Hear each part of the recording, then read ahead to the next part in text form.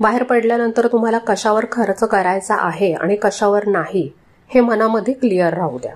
खर्चाचं नियोजन करा म्हणजे तुम्हाला मनसोक्त एन्जॉय करता येईल. 11वी टीप आहे घराच्या नियोजनाबद्दल.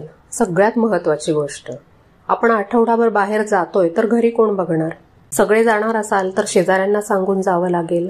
चावी कुणाकडे ठेवून जाणार असाल तर त्यांना आधी कल्पना द्या. त्या पिरियडमध्ये ते कुठे बाहेर जाणार नाहीयेत ना ह्याची खात्री करून घ्या. घरात पाळीव प्राणी असतील तर त्यांची सोय कुठे करून जायची ह्याचा सुद्धा तुम्हाला विचार आधी करावा लागेल.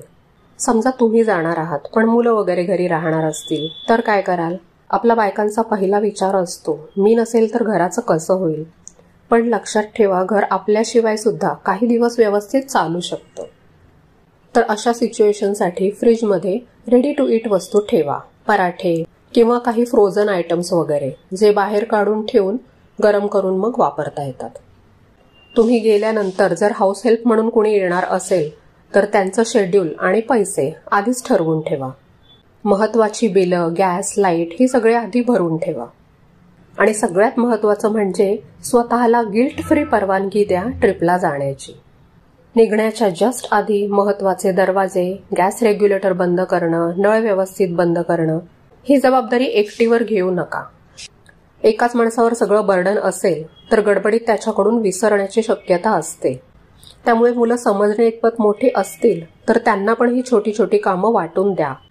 निदान स्वतःला काय काय कपडे घालायचेत हे ठरवून आणि आपल्या कपाटातून काढून बॅगमध्ये भरण्यासाठी देणं एवढं तरी काम मुलांनी केलं पाहिजे. आपण जेव्हा ट्रिपवरून परत येतो तेव्हा बॅगा, कपडे, वस्तू ह्यांचा ऑलरेडी खूप गोंधळ असतो. आपणही थोडे थकलेले असतो. त्याच्यामुळे ट्रिपला निघण्याच्या आधी घरातल्या सगळ्या वस्तू आवरून ठेवा. कचरा वगैरे बाहेर टाकून ठेवा म्हणजे परत आल्यानंतर तुम्हाला पसारा दिसणार नाही.